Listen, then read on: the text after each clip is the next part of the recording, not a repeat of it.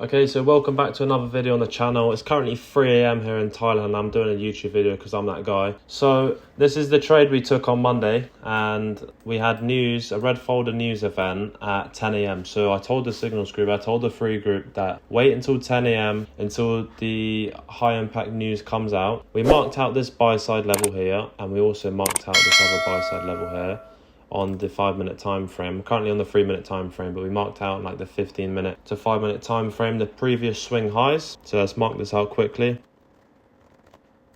And guys, if you got any recommendations for our next YouTube video, which we drop every Sunday, just let me know and I'll make sure it's all included for you.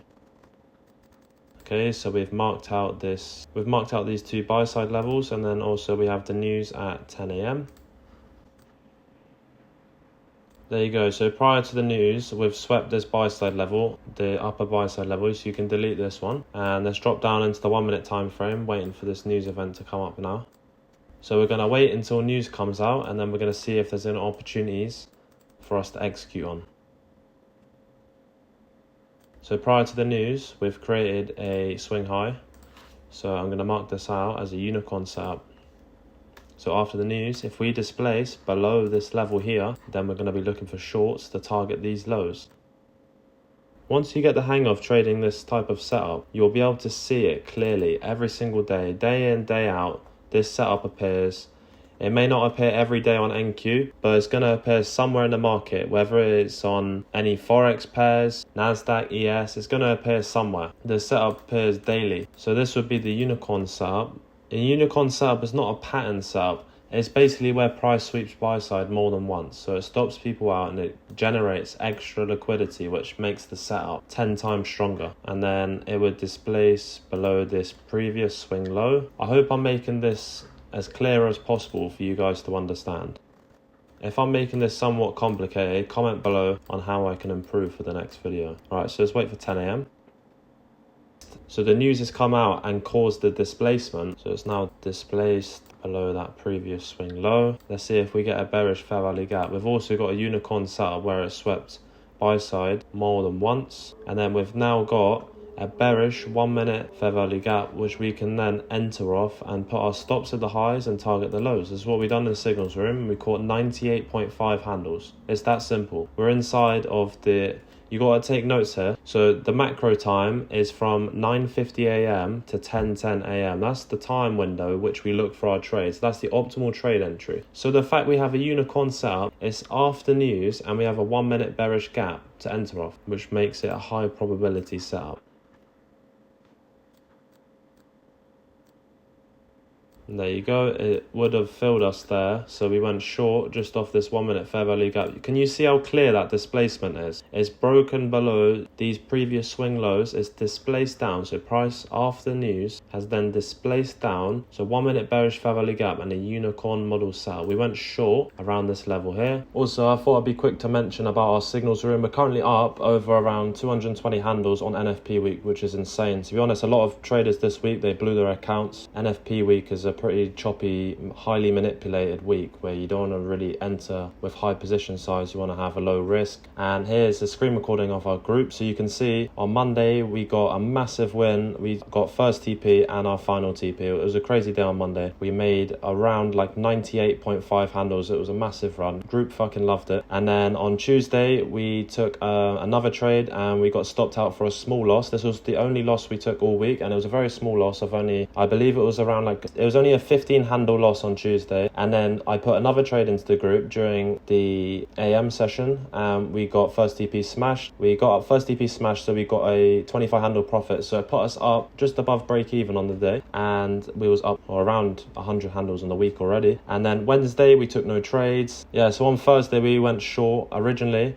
and we secured around a 16.75 handles, and then it came through and we entered another trade shortly after because it came out, stopped us back out at break even, so we caught around only 17 handles, and then I seen that price was creating another lovely setup, so we entered again. We got first TP smashed, and I believe we got the second TP and final TP smashed, so we secured around like 61.25 handle gain on the day, so that was a good day. And then Friday we caught some lovely trades on Friday. We got first TP smash, we caught 25 handles, and then we moved our second TP to around this level here. Got the stops at break even, so good risk management along the way as well. And we took 2 trades on Friday. We secured around 50 handles, so it puts us up around 220 handles on the week. I will drop the link to the signals room below if you're interested in joining. Not only do you make money, but we also teach you and answer any questions which you guys have. For you lot who are new to trading ICT concepts, drop me a message, any questions you have. If you're inside the signals room, I'm willing to answer all questions you guys have, A to Z. So I'll drop the link below for that. We swang our stops at around a 22.25 handle stop, and then our final TP was at the lows around this level here, which was a 98.5 handle profit. Our first TP we put at this swing low, which gave us around just above 25 handles. So that's our first TP,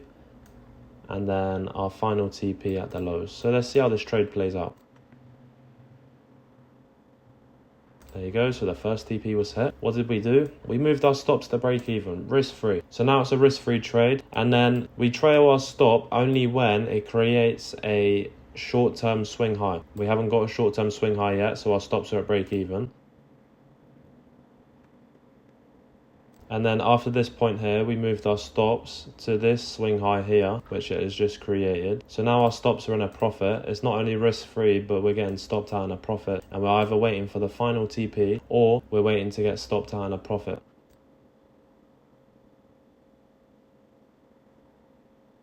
And there you go. So simple as that. Final TP hit, 98.5 handles secured. Good risk management. Depending on your account size, you want to use a certain amount of contracts. It depends on how large your account is, whether it's a 300k all the way down to a 50k account. Ensure your risk management is there. You're going to take losses along the way, but as long as you have good risk management, your losses should never outweigh your wins. Your wins will always outweigh your losses if you have good risk management. Just like this week, we only took 1 loss, right? We got like 6 to 7 out of 8 trades were winning trades this week. We secured 250 handles on NFP week. How do we do that? Because we're too fucking good, that's why. So let's go on to the next example. I'm going to show you another example of one of the trades we took this week. Okay, cool. So the second example, this is a trade we took on Thursday. This is the New York AM session macro, which we waited for. So I think there was news probably before this session, I can't remember, but there was no news at 10 a.m. So let's get straight into this example. So we're on the 1 hour time frame, and I marked out that we have relative equal highs, just about relative equal highs. There's going to be stops resting above this level. This is the liquidity, buy side liquidity, which you want to mark out. So let's mark this out prior to the New York AM session. So buy side liquidity. And then I also marked out this sell side level as well, because if we came down and swept this sell side and tapped into the 1 hour bullish, if we tapped into the 1 hour bullish fair value gap and then seen a displacement higher, that would also be a valid setup. If you guys are enjoying these breakdown videos, drop a thumbs up. Right, let's drop down to the 15-minute time frame as we come closer to this New York AM session. You could also mark out this minor buy side liquidity as well. So let's get that marked out quickly. Right, so now let's wait for the New York Open and the 950 to 1010 macro. See how price reacts prior to the open. Alright, so the minor buy side level and then our 1 hour buy side level has now been swept going into the New York session. So now we're looking for shorts. We have a bearish bias, so we've come prior to the New York Open, we've swept this buy side liquidity, which is a major buy side level. We're going to drop down to the 5-minute time frame and watch price play out up until the open. There you go. So now we're going to drop down to the 1-minute time frame to mark out any minor buy side levels which we should note. So first of all, I'm going to note this minor buy side liquidity on the 1-minute time frame. So you see how we start on the higher time frame and then we drop down through the time frames until we get to the lower time frame in the 1 to 5 minute time frame, where we look for executions during the macro time of 950 to 1010. If you don't get a nice setup in 950 to 1010, don't worry, there is a second macro at 1050, 1110. If you don't get a setup between both of these macros, it's as simple as no trades. Simple. You take a look at the afternoon session. If the afternoon session has a clean setup between the 2 to 3 p.m. macro, then cool, execute that. But sometimes we don't trade the whole day. It's completely fine to skip a whole day of trading. Right, so let's see how price reacts coming up into this mark out, the 950 macro to 1010 is where we look for our entries. And then we have this minor buy side liquidity. So we've now swept this minor buy side liquidity. So I'm going to mark this out. Prior to the macro times, we've swept this minor buy side. Okay, let's see how price reacts. So displacement would be below this level here. So this is what we marked out inside of the signals room. And then we also marked out this final sell side liquidity at the lows. And we marked out a 50% fib retracement from the highs, which leaves us at this level here. So this could be a second TP zone area, but first let's see if we get a displacement and a bearish fair value gap towards the 950 to 1010 macro.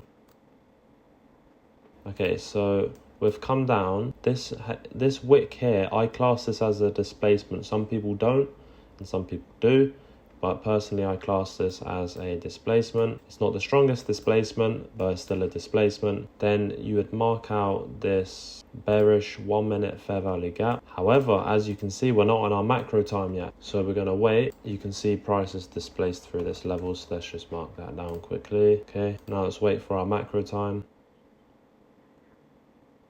And just 2 minutes before our macro time of 950, we went short because the sake of 2 minutes, it's not going to affect price. You can see that it's very much respecting this 1 minute bearish fair value gap after it has displaced. So we went short inside of the signals room at this level here, 36.25. We ran a 20 handle stop and we done a fib retracement from the lows to the highs.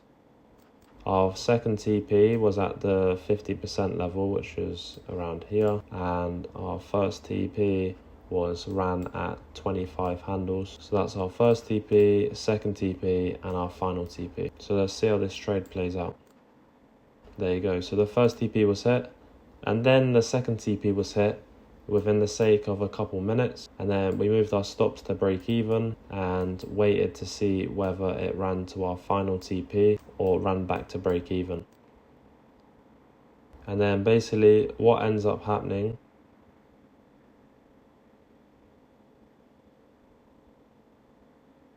is that price ends up coming down into this area here, and we end up securing more of our position. So I send into the group to close out another 15 to 20% of our position, as we're currently floating around a 54.5 handle profit. So on this trade, we ended up securing a 44.5 handle profit on this trade. We then moved our stops to the previous swing high, which is here, and let's see what happens, whether we get either stopped out in a profit for a nice gain or it runs to the final TP. We've just secured another 20%. We're currently floating with around 25 to 30% of our remaining position. And there we go. So we've just created another swing high. We trailed our stop to the previous swing high into a greater profit.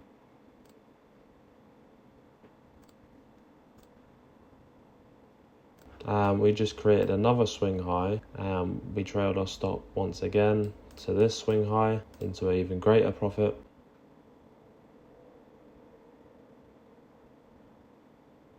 And there you go. As you can see, we got taken out for a nice 44.25 handle gain on this trade, which puts us up on the week around 250 or something handles on the week, which is absolutely insane, especially for NFP week.